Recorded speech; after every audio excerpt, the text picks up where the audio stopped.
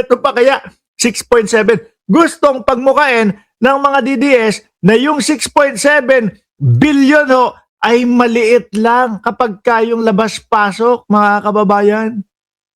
Oh, gusto nilang pagmukain. Ibang klase talaga ang mga DDS, no? Sabi nga nung iba, ninanakawan na sila, ipinagtatanggol pa nila. Ngayon, isa pa ito. Ito ang pinaka-komedyante ho na vlogger ng mga DDS, mga kababayan.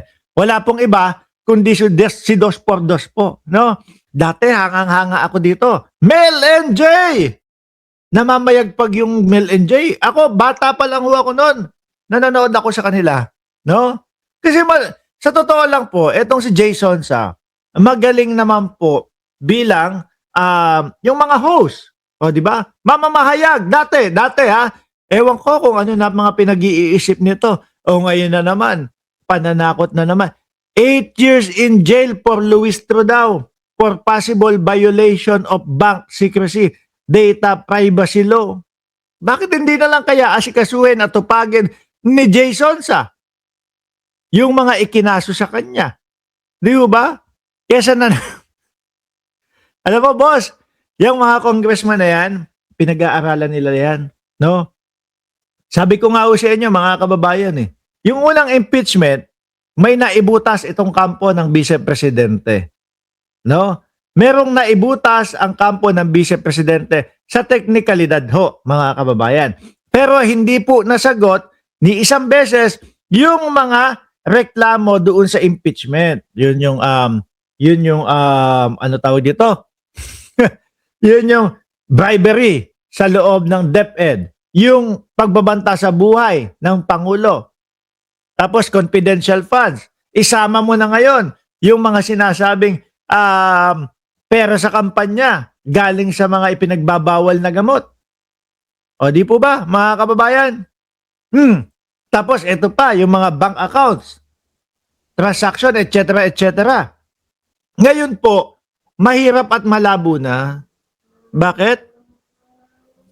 Dinoble ingat, baka tinriple, baka inapat na o 5 beses pa nilang pinag-aralan yan para wala nang masabit o para wala nang sumabit Di po ba? Para magtuloy-tuloy, mga kababayan, yung impeachment laban kay Vice Presidente Inday Sara Duterte.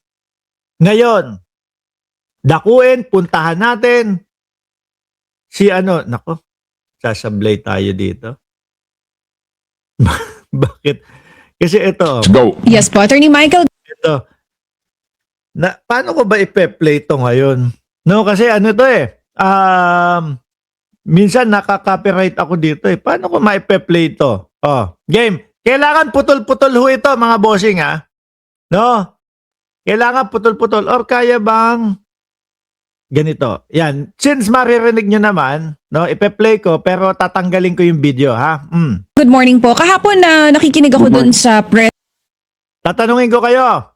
Wala yung video. Naririnig nyo ba yung Ted Filon? con po ninyo. Merong isang bahagi doon, parang sinasabi nyo, attorney, na hindi mo sinasabi na completely false yung buong nailahat. Yeah, rinig naman, rinig mga bossing, no? Game.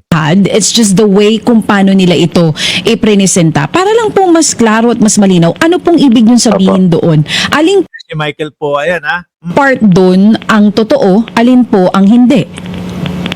Opo. Actually, wala tayong sinasabing false sa kahit anong numero, no? Sandali. Bakit sinabi, sabi ni DJ Chacha, may false part daw, merong hindi naman. Alter, Alan, Ruiz, shout out sa iyo. No, at Mabel Kinjo, shout out sa iyo. Emily Lauretes, Laureles, tuloy. Na pinesent nila doon, I think, ang dapat nating maklaro is the manner by which they presented the matters and the manner by which they reach those numbers. Ano pong ibig sabihin nun? Yun kasing mga numero, siguro aminin natin, talagang nakakagulat po talaga diba? Dahil nasa mga billions po yan.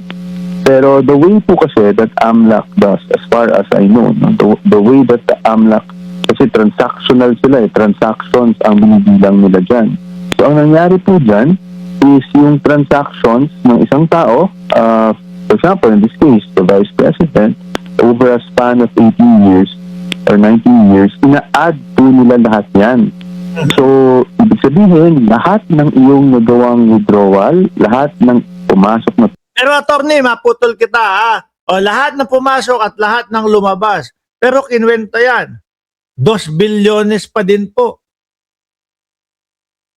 Ang naging ang maiiwan na kaperahan. Di ba? So 6.7, ganito, susubukan ulit natin, no?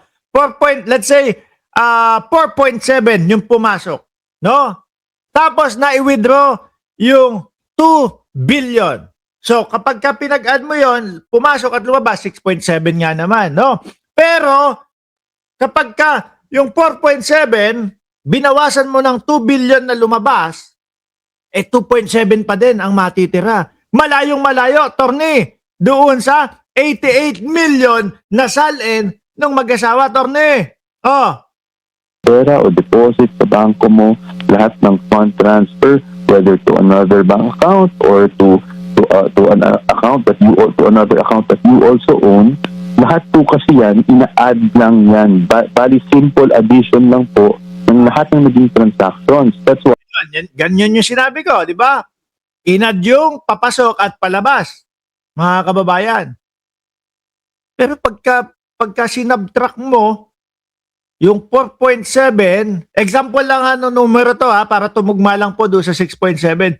Pag minus mo naman yung 4.7 sa 2 billion, 2.7 pa din mga kababayan.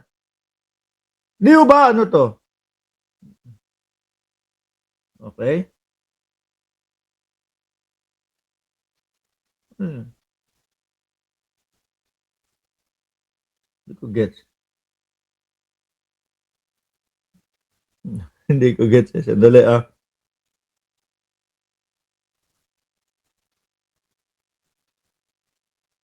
90. Game. Tuloy. Sana. ang posisyon po natin ay hindi po accurate yan. Well, if you add all the transactions, it doesn't show you really kung magkano po yung talagang pera na nasa account ng Vice Presidente. Kasi nga po, ina-add lang natin over the years lahat ng withdrawals, lahat ng deposits, lahat ng fund transfers. So, siguro to simplify, kasi baka malabuan pa rin po ating mga kababayan. For example po, meron po akong 2,000 pesos na deposit ko po sa account ko. So, meron tayong deposit or sabi nila inflow na 2,000 pesos. Pag nag-withdraw po ako ng 1,000 pesos, ang total transactions na po niyan ay 3,000 pesos. Hindi po ba? Kasi yung 2,000 pesos, kasama. nag-withdraw na isa, 3,000. Yeah. Pero actually, ang natira na lang sa bangko ko is 1,000. At originally, yung pera lang naman na nasa bangko ko ay talagang 2,000 lang, hindi 3,000.